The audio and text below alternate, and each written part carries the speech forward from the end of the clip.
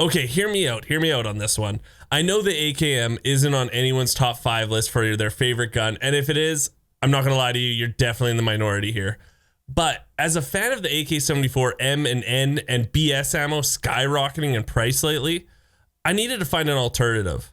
And you know what? 7.62 BP ammo is fairly cheap still, and it wrecks nerds, man. It just wrecks nerds.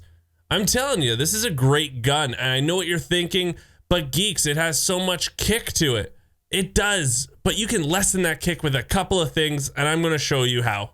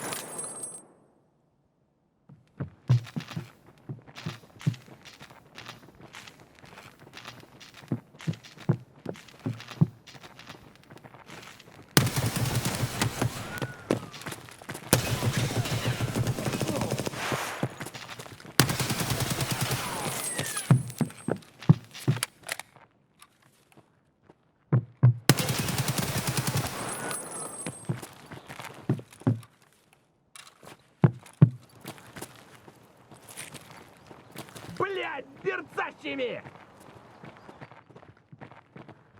На, блядь,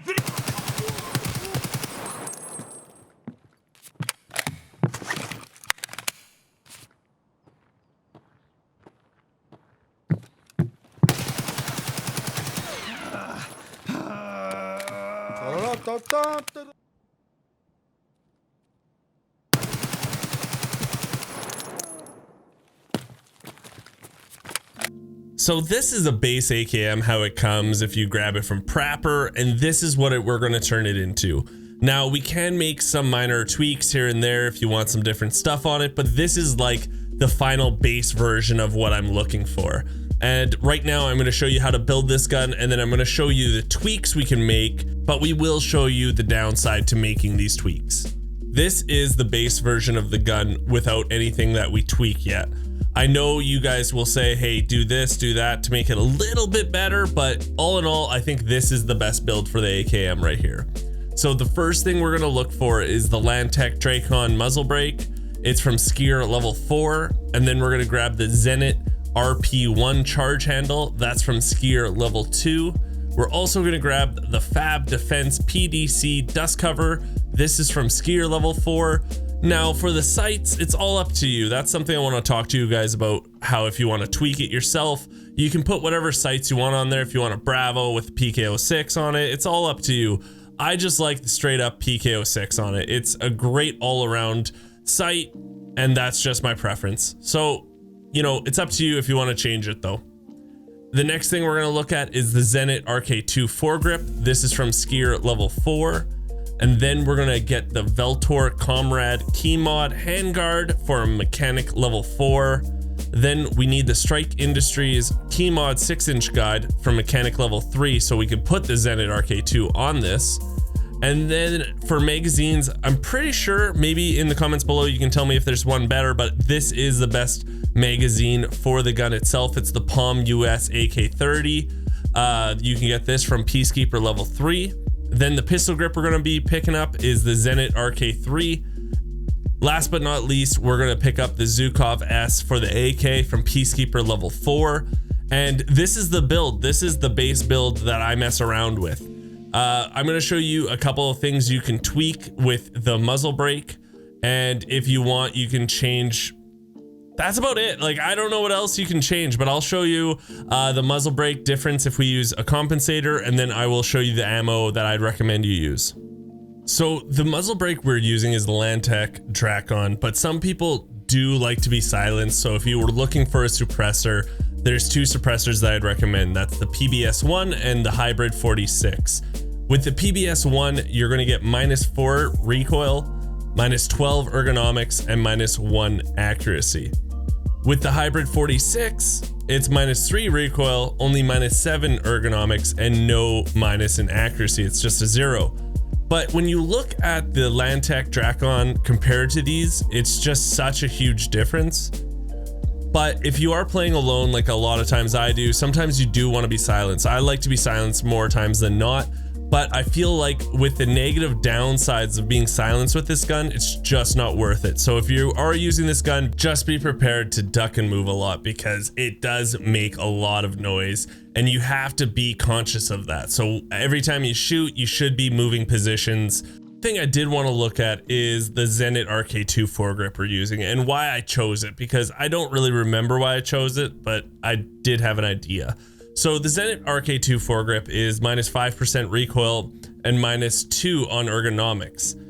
Now the Zenit RK1 is a more reasonably priced foregrip. It does give you only minus 4% recoil, which is still good, and it does give you plus 3 ergonomics. And then the B25U mount gives you minus 4% recoil, plus 4 on the ergonomics. And the reason I chose the RK2 is because the AKM itself does kick a lot. It has a lot of recoil on it. So I wanted to get that recoil down rather than the ergonomics. But if you do want to get that ergonomics up, which is understandable, and only lose, 1% recoil, ooh la-di-da, you should use the B25U. I think it is reasonable if you want to, change it up. But for me, I just wanted way less recoil in my head because this AKM just kicks like a donkey.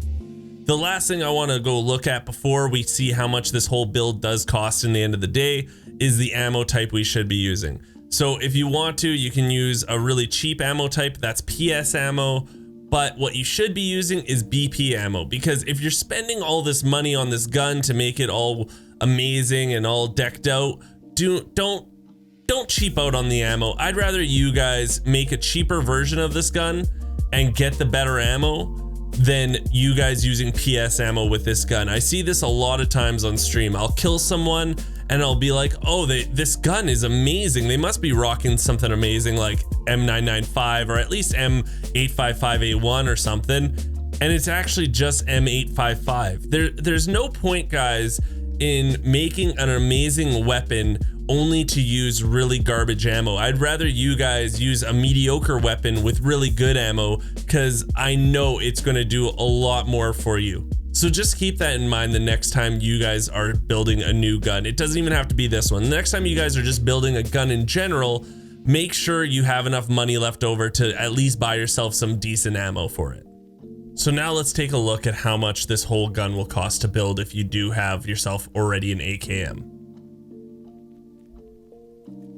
127,000 rubles. That's not too bad for a really good high tier gun. And I'm not telling you that this is the best gun you're gonna ever build. I'm not saying that, you can't find other better builds, but for the price of the high-end ammo for this type of gun, it's very reasonable. If you want to look at M995 guns, it's gonna cost you way more to build that gun. And that's why I like it. It's still a high tier gun. You can still get good ammo at a reasonable price, and you don't have to break the bank for either of them. Thank you, nerds, so much for watching this video. It means the world to me. If you liked it, think about hitting the subscribe button. Think about giving it a thumbs up. It's all up to you. Also, I do stream 5 days a week on twitch.tv. And if you have any questions or comments, please let me know. I'm always there.